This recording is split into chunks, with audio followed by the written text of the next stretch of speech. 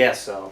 All right, back for Wednesday, June, is it the 22nd today? 22nd June. All right, we're getting away from the fast licks for a bit. We're cracking out the old real book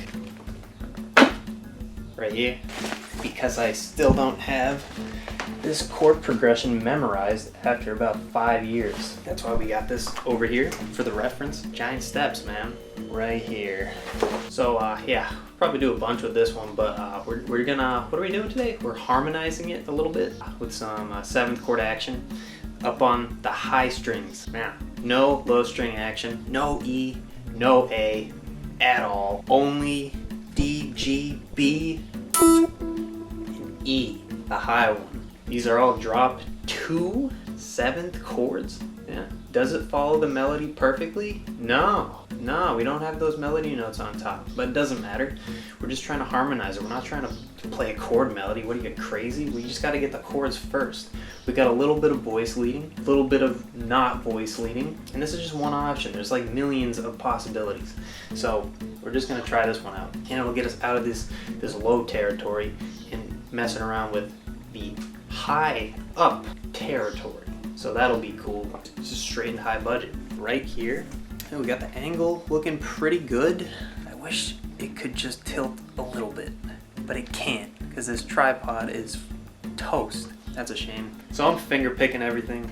You can do whatever, you can strum it, doesn't matter, whatever works. Okay, so yeah, all drop 2 7th chords, basically meaning you take the second highest note from your 7th chord, if your notes are in order, so you get like a C major, 7, C, E, G, B. Take the G, second highest note, drop it down an octave. It's kind of the logic. Not important. Okay, here we go. The point is there's no gaps in the chords. There's no string skips or anything like that. So we have B major 7. This is what it's gonna look like, root position we're doing for this one. So we got right here up on the 9th fret D string, and just bar that sucker. Use that ring finger. All right, we got our B major 7, nice high sparkly B major. Now we're going to D7 next. We got some voice leading right here. It's not too bad. We go here. It's this shape. Starting on the 7th fret, bar that sucker. Middle finger up on 8, high E. And a way to visualize the higher up 7th chords, it can get tricky with the inversion sometimes. So try to visualize your root note in a different spot. So just kind of like whipping this right out of the bag is tough, you know? You need a reference point. So try to find a D note somewhere, because that's the root. That'll help out with kind of locating these shapes. So it's hard to find the D note in the middle of this chord because it's like nestled right in between everything. So look outside your chord. Look right here. We got a D note right there on the A string. Kind of try to anchor the whole thing to that spot. Think about like just your D major bar chord right there. Kind of try to see how that's connected to that. That can help out, just little things like that. So that's our D7.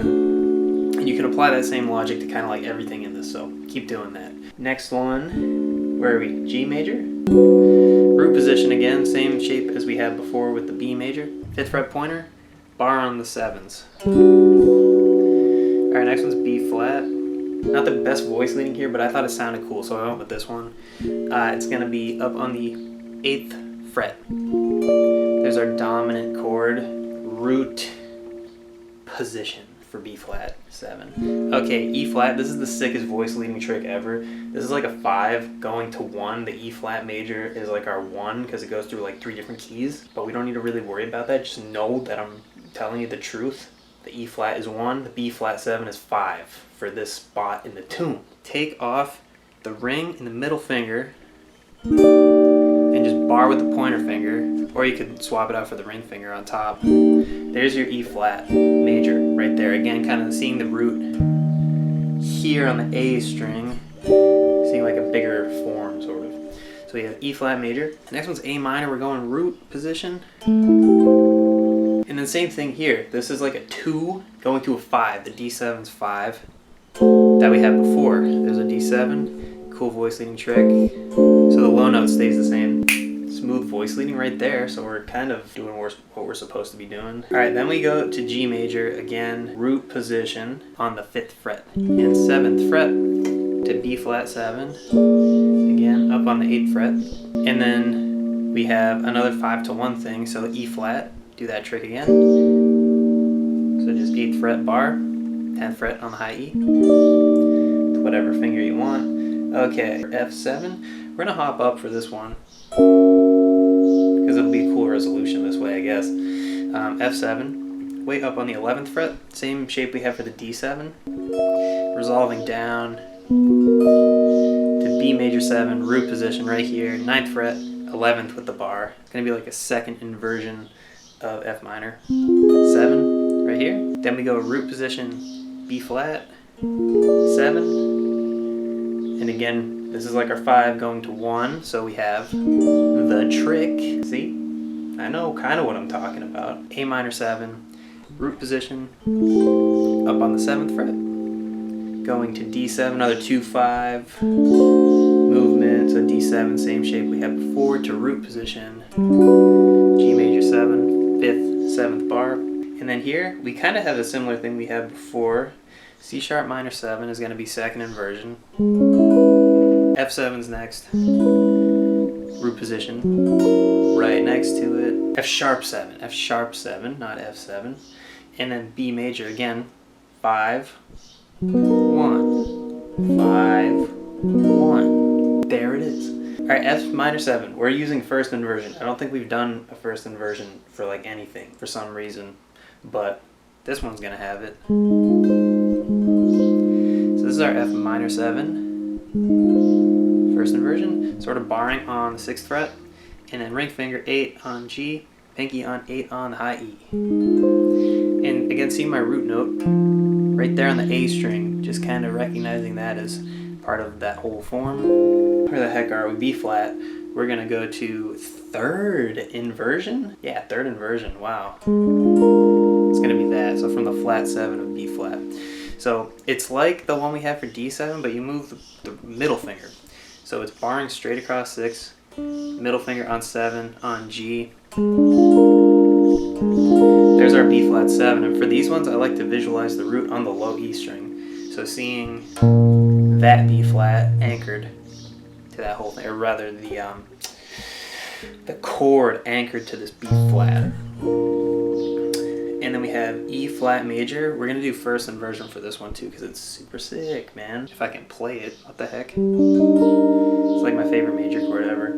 So again, seeing the root right there, kind of anchoring everything together like that. All right, for the last part, we have C sharp minor 7 again, second inversion, and then F sharp 7 root, and then we're gonna resolve to B major second inversion right here on the 4th fret bar, and then 6th fret high E. And that's the whole thing. But technically the tune's supposed to end on the E flat before the C sharp and F sharp. But whatever, you're gonna keep playing it, so might as well just go back to the top. This is just one option. There's like zillions of combinations you could do. But I just thought this one sounded kind of neat, so that's kind of the deal.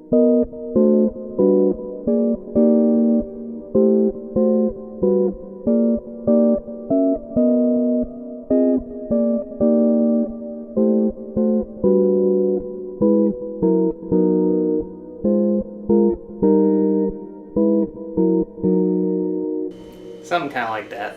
Again, I'm not really a jazz guitar player, but I can kind of pull it off sometimes on a good day. So you can use those to just comp over the whole thing. Just use those chords, man, because you need some harmony, some cool harmony, instead of just playing your bar chords or your root position 7 chords, even though we had a lot of that, but hey, whatever. So yeah, we got chords this week. Maybe it'll be the week of chords. So yeah, that'll force you out of the box, you know, get you away from them open chords up into the higher register of the strings, the fretboard, man. Give it some color. All right, and I think we're good.